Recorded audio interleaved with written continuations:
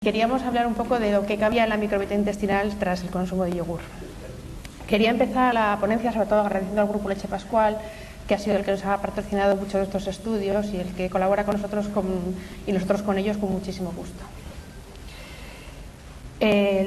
Una pequeña introducción sobre el yogur, que siempre se ha considerado un alimento probiótico por su contenido en bacterias vivas, al que se le atribuye una acción beneficiosa sobre la salud, aunque por el momento se desconoce el mecanismo. Todo el mundo dice que el yogur es bueno, pero nadie sabe por qué es bueno. Y los estudios publicados científicos que existen por el momento, sobre todo, se han desarrollado en sujetos enfermos o en animales. Casi todos los estudios que hemos podido alcanzar a través de las publicaciones internacionales dejan mucho que desear porque sus conclusiones no son válidas y muchas veces utilizan enfermos o animales como cerdos. Siempre hay mucho problema a la hora del rigor científico en estos estudios.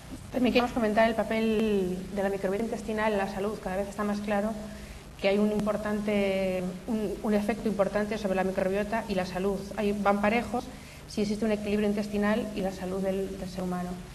Aunque hay algunas enfermedades que parecen estar influenciadas por la composición y el metabolismo de los alimentos, también cada vez está más claro que hay un componente genético que depende de cada una de las personas y de la vida que lleve y lo que consuma de alimentos, su equilibrio intestinal va a ser de una manera o de otra. Sí, clásicamente siempre que se ha considerado la presencia de bacterias como las bifidobacterias, los lactobacilos, la flora láctea en general, los estreptococos, se considera como unas bacterias buenas y su presencia se considera positivo. Se piensa que actúan de forma positiva sobre la salud, mientras que el grupo Bacteroides, el grupo Clostridium, las heterobacterias, siempre se les atribuye un efecto negativo y supuestamente cuando están en grandes proporciones no hay un buen equilibrio intestinal. Con estos antecedentes, los objetivos que nosotros nos hemos planteado para este estudio, primero, era estudiar si la supervivencia de las bacterias lácteas del yogur sobrevivían al tracto intestinal humano. Eso era uno de los primeros puntos importantes para ver si esas bacterias nos hacían algo o no, primero saber si sobrevivían, porque era algo que desconocíamos. De esto yo creo que mucha gente el año pasado ya llegamos a este punto y os lo contamos el año pasado en este mismo simposio. Y ahora lo que venimos a presentar, los nuevos resultados, son que ya ahora sabemos que además de que sobreviven o no sobreviven, sabemos qué es lo que ha ocurrido en la microbiota intestinal y qué cambios cualitativos y cuantitativos han ocurrido una vez que ingerimos el yogur. Esto ya os digo que lo visteis el año pasado muchos de vosotros, pero que tengo que contároslo para que entendáis la finalidad del estudio. El diseño que hicimos de estudio fueron con 113 voluntarios sanos, era todo gente sana a la que se le hizo pues una analítica. El servicio de salud del hospital les estudió a todos para ver que eran personas sanas, que no tenían ninguna enfermedad importante. La distribución eran hombres y mujeres 48-65, con una edad media de 20-30, todos ellos eran voluntarios de la escuela de la Facultad de Medicina de Alcalá de Henares, que residen en el hospital, tiene un sector en el hospital, y todos eran voluntarios que firmaron un consentimiento. Y entonces lo repartimos de tal manera: un grupo A con 48 sujetos, otro grupo B con otros 48 y un grupo control con 17. Entonces, lo que hicimos es, primero todos ellos, recogerles una muestra cero en condiciones basales en las que llevaban una semana sin consumir ningún yogur de ningún tipo. Ellos seguían con su dieta habitual, pero en ningún momento comían ningún tipo de yogur. Y después de esta muestra de cero les administramos al grupo A yogur fresco, al grupo B el equivalente pasteurizado y al grupo control, que nunca tomó yogur y le tenía prohibido comer ningún tipo de yogur. Después de estar 15 días comiendo 3 yogures al día de cada una de las dos variantes, o no comer yogur, se les volvió a recoger una muestra de heces a la que llamamos T1. Y después de esto los tuvimos 15 días de lavado para que no comieran ningún yogur y les volvimos a invertir las ramas. El que comió fresco después comió pasteurizado y el que comió pasteurizado después fresco. Los 17 miembros del grupo control no comieron ningún tipo de yogur. Bueno, entonces, como el primer objetivo era ver la supervivencia de las bacterias lácticas, pues lo primero que hicimos fue, a partir de las heces recogidas de las 3 muestras, de la basal después de comer yogur fresco y después de comer yogur pasteurizado, pues lo primero que hicimos fue sembrarlas en los medios en los que crecían, que son medios selectivos, MRS y M17, para encontrar el Lactobacillus bulgaricus y el Streptococcus thermophilus, que son los bacterias del yogur. También, además de las técnicas moleculares clásicas, de las técnicas microbiológicas clásicas, hicimos técnicas moleculares nuevas, que son reacciones con PCR específicas e hibridación. Lo que hicimos fue coger las heces, solubilizarlas, acondicionarlas para poder sembrarlas en placas y a su vez también extraer DNA para tener el DNA total de las heces. También a todo lo que se crecía se le visualizaba mediante distinciones de Gram. De todo lo que crecía en las colonias selectivas se les hacía una PCR para identificar a las bacterias. Estos son los controles positivos, Streptococcus y Lactobacillus. Y después también lo que hacíamos era PCR directamente de las heces, del ADN. Como controles utilizábamos bacterias vivas que cultivábamos a partir del yogur que no estaba pasteurizado, después ADN extraído del yogur fresco y ADN de heces mezcladas con yogur para descartar cualquier sustancia de las heces que inhibiera las técnicas moleculares. Después también hibridamos. El DNA total lo hibridamos para tener una mayor sensibilidad con sondas específicas que reconocieran los DNAs de Lactobacillus y de Streptococcus. Y los resultados a los que llegamos después con el objetivo de estudiar la supervivencia de las bacterias fue que no creció en ninguna de las muestras de los 113 voluntarios, no creció en ninguna colonia que fuera compatible con Lactobacillus delbrueckii, subespecie vulgaricus, ni con Streptococcus thermophilus, que en ningún momento hubo amplificación positiva de PCR del DNA de las heces, por lo tanto no había huellas de DNA allí, pero sí encontramos, cuando hibridamos, sí que encontramos aquí una hibridación positiva para 8 muestras de Lactobacillus y para 4 muestras de Streptococcus. En definitiva, que con los métodos que habíamos utilizado no habíamos detectado las bacterias del yogur viables en ninguno de los 113 voluntarios sanos, ni en condiciones basales, ni tras consumo de yogur.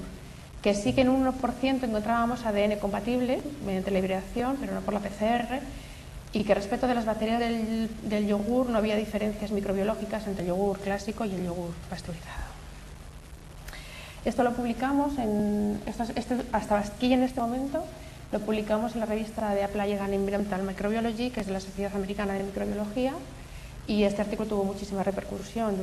Durante mucho tiempo nos lo estuvieron pidiendo, muchos de los profesionales de la alimentación nos lo estuvieron pidiendo. Después, una vez que vimos que las bacterias de yogur no eran viables en el tracto gastrointestinal humano y que no lo atravesaban vivas, nos planteamos pensar que es dónde residía el supuesto efecto beneficioso del yogur, y queríamos saber qué es lo que cualitativamente había cambiado al ingerir yogur. Lo que os voy a contar ahora lo podemos hacer gracias a que han aparecido técnicas moleculares nuevas que nos permiten hacer cosas diferentes de las que hacíamos antes. Antes lo único que podíamos hacer en un servicio de microbiología era sembrar.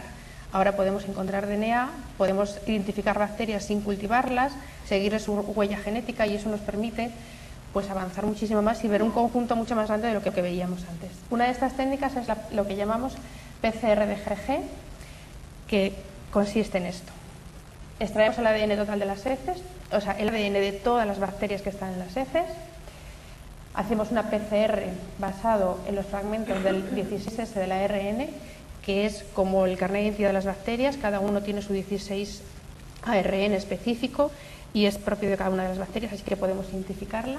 Una PCR que lo amplificamos y tenemos todos los 16 ARN, y después lo corremos en un gel de acrilamida separando cada una de las bacterias. Cada una de estas bandas corresponde a una bacteria y a una especie y un género diferente.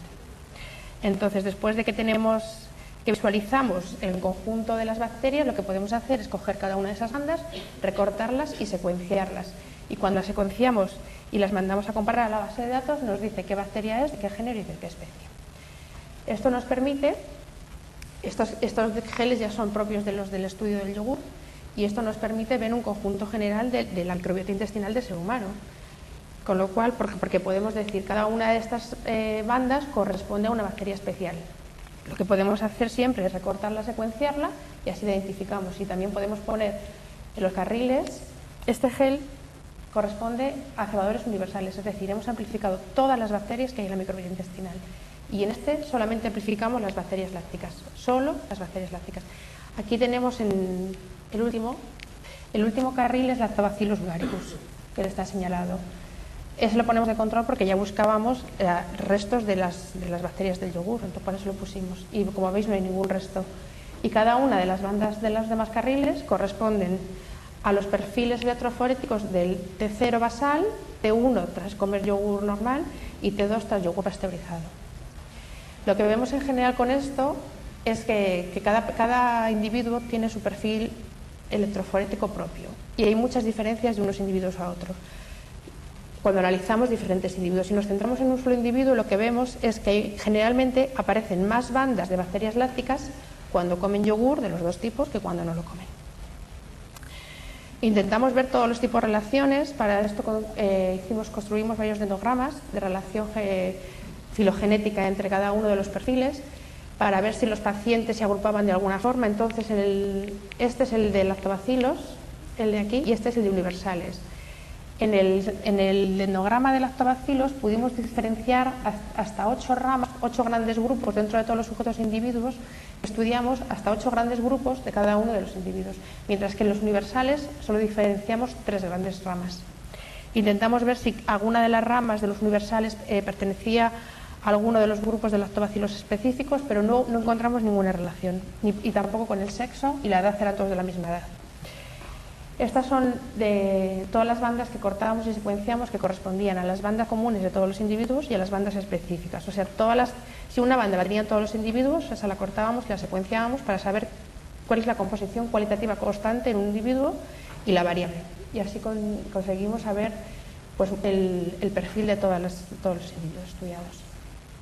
Después lo que hicimos es estudiar para cebadores universales, para ver el perfil general, comparar las muestras basales con las muestras. Alpes era el yogur pasteurizado y Pirineos era el yogur que tenía bacterias vivas. Y T1 son las muestras T1 de los sujetos control y T2 las muestras T2 de los sujetos control. Entonces, lo que os quiero decir con esto es que hemos hecho todo tipo de cruces, hemos estudiado todas las posibles, tanto con bacterias lácticas como bacterias universales, y que hemos hecho un análisis estadístico muy fuerte, porque en el hospital y también en la Universidad de San Pablo CEU tenemos un departamento muy fuerte de estadística al que les damos los datos y ellos no lo analizan. Queremos saber si hay alguna asociación y si es estadísticamente significativo. Entonces se han realizado varios test y que todos los hemos hecho tanto con cada sujeto en particular como con todos los sujetos y todas las muestras iguales. Y entonces, cuando hemos mirado las variaciones cualitativas asociadas al consumo de yogur en general y con las bacterias lácticas en particular, lo único que hemos llegado es que no hay diferencias significativas en las variaciones cualitativas entre los diferentes yogur, tanto si toman un yogur como otro y con respecto de la muestra basal. O sea, al tomar yogur, cualitativamente no varía la microbiota intestinal. También nos hemos dado cuenta de que cada individuo tiene su perfil electroforético biótico propio, es decir, que hay bacterias que son específicas, no específicas, sino que un individuo las tiene más frecuentemente que otros y que la distribución es muy individual. Que también tras consumo de yogur lo que en general se ve, aunque no es estadísticamente significativo, pero al consumir yogur aumenta el número de bandas de la población láctica, y que en ninguna de las muestras que hicimos apareció, ni en ninguno de los tiempos, apareció la banda de Lactobacillus bulgaricus, lo cual nos viene a corroborar los estudios de supervivencia primeros, en los cuales veíamos que esta bacteria no sobrevivía. Al ver que no había ningún cambio cuantitativo, nos planteamos que si cambia algo cuantitativamente en la microbiota intestinal al ingerir yogur. Y para ello utilizamos la técnica de PCR cuantitativa. Esta técnica lo que nos permite es, la PCR simplemente es amplificación de DNA, pero la PCR cuantitativa lo que nos permite es, comparando el tiempo que se va amplificando, estas son las curvas de amplificación, y según dónde empiece a arrancar, sabes el número inicial de DNA que tenías. Entonces lo comparas con unos con otros y puedes ver si hay aumento o disminución de DNAs. Y luego lo comparas con una población conocida, una red con patrones conocidos, y sabes cuántas bacterias hay. Entonces, hemos hecho PCR cuantitativa para el grupo de bacterias lácticas en general, que incluye lactobacillus, lactococo, pediococo, Wisela, para el grupo de Clostridium cocoides, Clostridium perfringens, y en los grupos de Bacteroides prepotella porphyromonas, y en especial para Bacteroides vulgatus, unos primes específicos solamente de esta bacteria. Los resultados que hemos obtenido, pues por ejemplo, estas son algunas de las muestras, porque no están todas, de las PCR cuantitativas de bacterias lácticas. En blanco aparece la cuantificación basal, es decir, sin ingerir yogur; en amarillo el yogur con bacterias y en azul el yogur pasteurizado. ¿Qué hemos visto? Pues que cada individuo, mirando las rayas blancas solamente, cada individuo tiene una diferente población inicial de bacterias lácticas y que hay muchas diferencias entre los individuos, pero que al comer yogur en casi todos aumenta, y aumenta tanto con el fresco como con el pasteurizado. Las rayas amarillas y azules son mucho más grandes que las blancas. Esto es con las bacterias lácticas y este es con el grupo de los bacteroides. Con el grupo de los bacteroides ocurre lo contrario.